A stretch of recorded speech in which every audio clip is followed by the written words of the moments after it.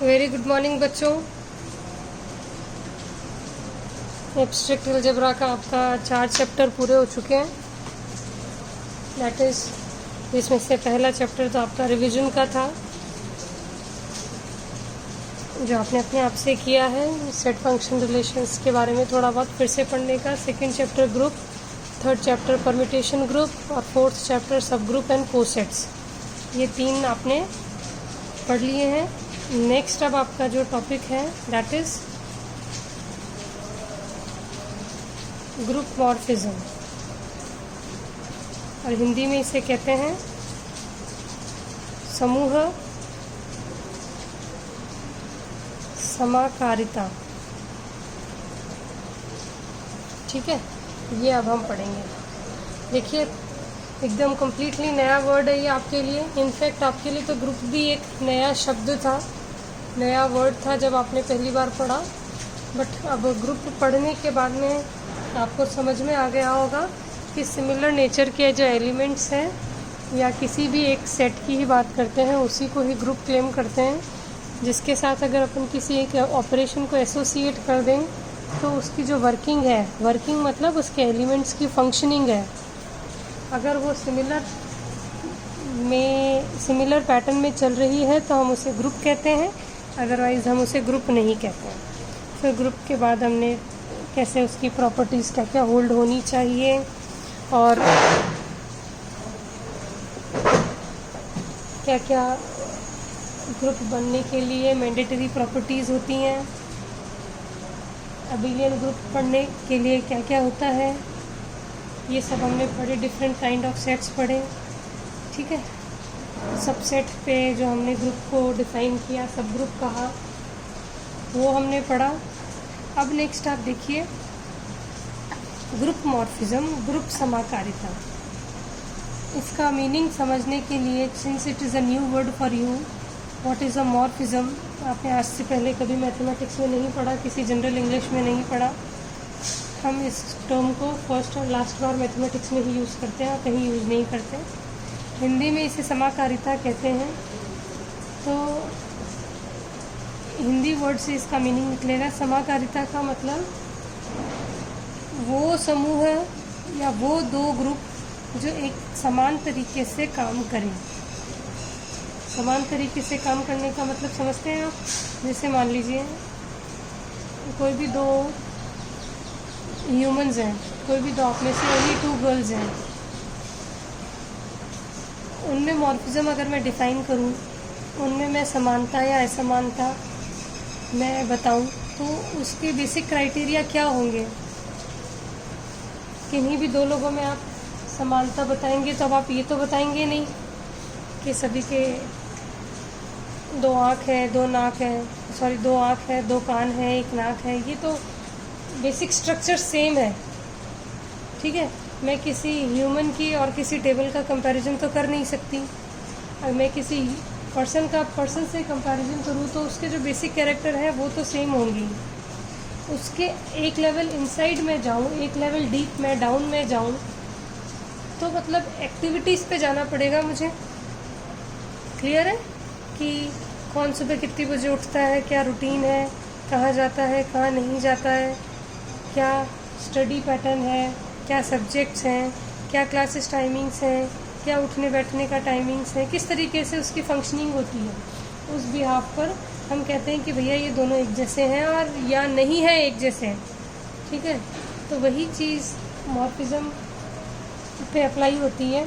यहाँ पर आपके पास क्या होगा? यहाँ पर आपके पास होगा G* एक ग्रुप होगा। अब सिंस 2 ग्रुप की बात करेंगे तो मुझे दूसरा ग्रुप इस तरीके से लेना पड़ेगा, G' और G' मैं उसे बोलूँगी।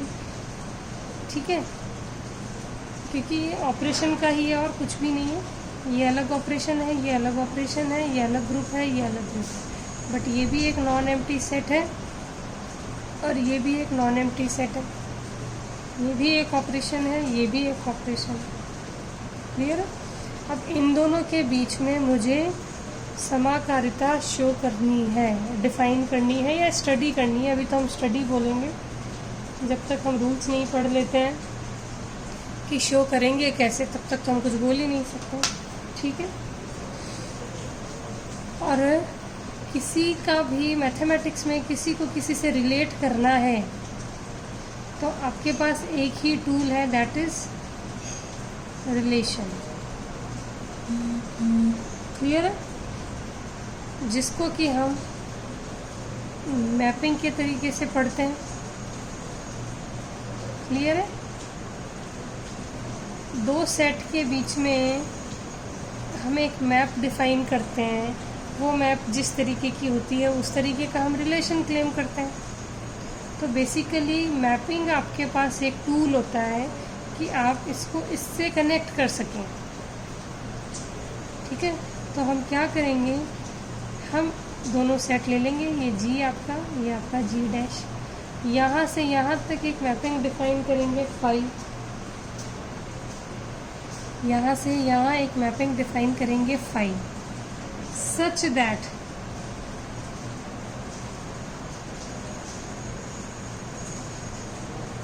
कि phi of x star y, phi of x o phi of y के बराबर हो जाए। क्लियर है? ये बहुत इंपॉर्टेंट डेफिनेशन है, आपका पूरा चैप्टर इस पर डिपेंड करता है।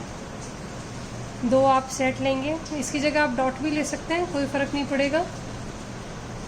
सिंबल है, हैश ले लीजिए, कुछ भी ले लीजिए, जो आपको सिंबल लेना है, you are free to choose, but वो एक ऑपरेशन को डिनोट करना चाहिए, दैट्स इट। तो आपने दो सेट लिए, जी स्टार और जी डैश ओ या जी डैश डॉट। इन दोनों की फंक्शनिंग में कुछ सिमिलैरिटी है या नहीं है, इनका पैटर्न सेम है या नहीं है, इसको डिफ़ाइन करने के लिए मुझे एक स्टडी मेथड डेवलप करना पड़ेगा। स्टडी मेथड डेवलप करने के लिए मैंने एक मैपिंग को चूज़ किया। ऑब्वियसली दो सेट है अपने पास, दो सेट में क्या किस टाइप का रिलेशन है उसको डिफ़ाइन करने के लिए मैपिंग सबसे ईजीएस्ट टूल है। तो मैं इस सेट से इस सेट पे एक मैपिंग डिफ़ाइन करूँगी सच दैट फाई ऑफ, इधर के एलिमेंट्स आपके अब डोमेन हो जाएंगे, इधर के आपके रेंज हो जाएंगे। डोमेन में सेट स्टार लग रहा है ऑपरेशन, इधर आपका डॉट या ओ लग रहा है, जो भी है।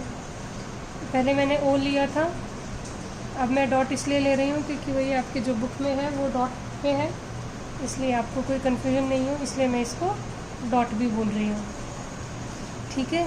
तो इसे भी डॉट बना लीजिए। तो जी डैश जो है आपका डॉट के साथ डिफाइन है। अगर ये रूल सेट हो जाता है, मतलब phi of x star y is equals to phi of x dot phi of y के बराबर आ जाए, तो हम कहेंगे कि फाई एक होमोमॉर्फिज्म है जो कि जी से जी डैश पे है। तो इसका मतलब, और होमोमॉर्फिज्म होने का मतलब इनमें कुछ समानताएं हैं, इनमें कुछ सिमिलैरिटीज़ हैं। अब वो सिमिलैरिटीज़ कौन सी होंगी, कब होंगी, ये फर्दर थोड़े से एक दो रिस्ट्रिक्शंस और लगेंगे तब होगी। जैसे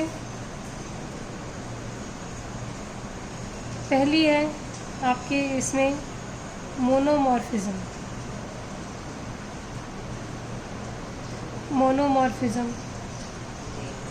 इफ़ फाई इज़ 1 1, अगर फाई 1 1 हो जाता है तो आप इसे मोनोमॉर्फिज्म कहते हो। ईपीमॉर्फिज्म कहते हो अगर फाई आपका ऑन टू हो जाए, ठीक है। और आइसोमॉर्फिज्म कहते हो अगर आपका फाई 1 1 प्लस ऑन टू दोनों हो जाए, ठीक है। चौथी डेफिनेशन है आपकी एंडोमॉर्फिज्म। एंडोमॉर्फिज्म किसको कहोगे आप, अगर आप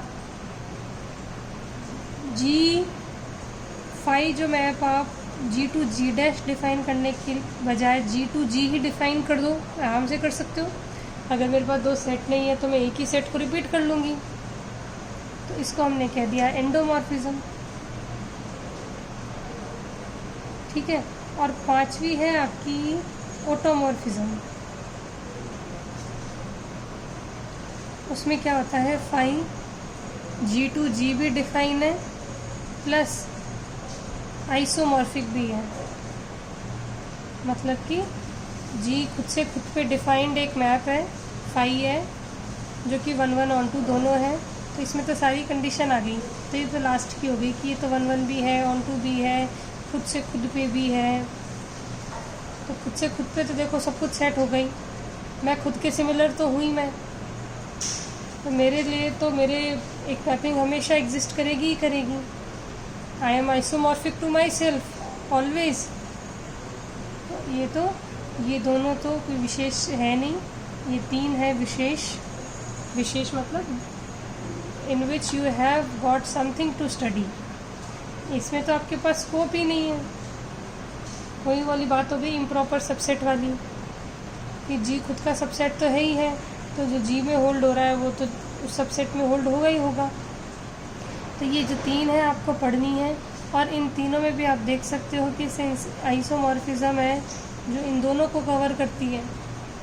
तो इन दोनों को कवर करने के कारण ये जो है आइसोमॉर्फिज्म हाईएस्ट इम्पोर्टेंस की हो जाती है, ठीक है। आइए अब देखिए इसकी डेफिनेशन मैं आपको बुक में बताती हूँ जो आपको पढ़नी है। देखिए जी स्टार एक ग्रुप है, फाई एक मैपिंग है। ये डेफिनेशन दे दी है इन्होंने, phi of x star y, phi of x phi dot y. Monomorphism की definition, epimorphism, isomorphism, endomorphism, automorphism, ठीक है। अब अपन एक एग्जांपल देखते हैं। एग्जांपल देखिए, देखने से ही समझ में आ जाएगा, not a big deal.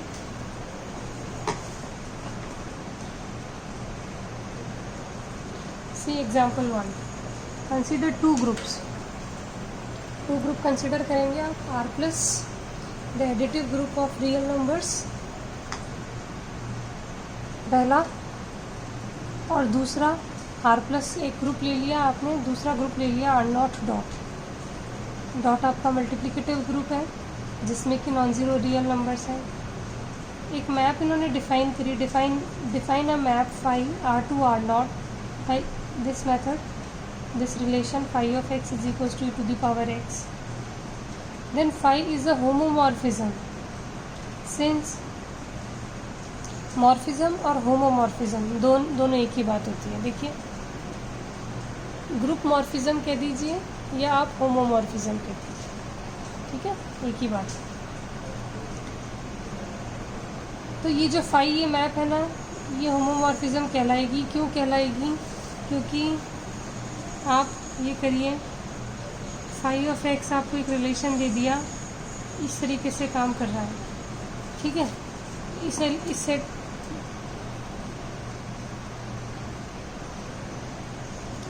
Set में से आप दो एलिमेंट लीजिए, एक्स और वाई। मान लो आपने एक्स वाई आपके पहले ग्रुप में से ले लिया, आर प्लस में से, ठीक है। तो आप इसमें से ये लगाओगे तो e to the power x star y, क्या लगाओगे? यही लगाओगे ना, phi of x star y. Phi of x star y का मतलब है e to the power x plus y, जो कि बराबर हो जाएगा e to the power x into e to the power y के। और e to the power x किसके बराबर है? Phi of x dot phi of y. यही तो आपकी डेफिनेशन, बस इतना सा काम है। नहीं, इसमें बिल्कुल भी ऐसा कुछ नहीं है जो नहीं समझ में आए। और वैसे भी प्रैक्टिकल एग्जाम्पल हमको करनी ही नहीं है, हमें करनी है क्या? थ्योरम्स। और इसमें ज़्यादा थ्योरम्स हैं नहीं, ठीक है। तो मैं आपको एक एग्जाम्पल और कराती हूँ, देखिए आप।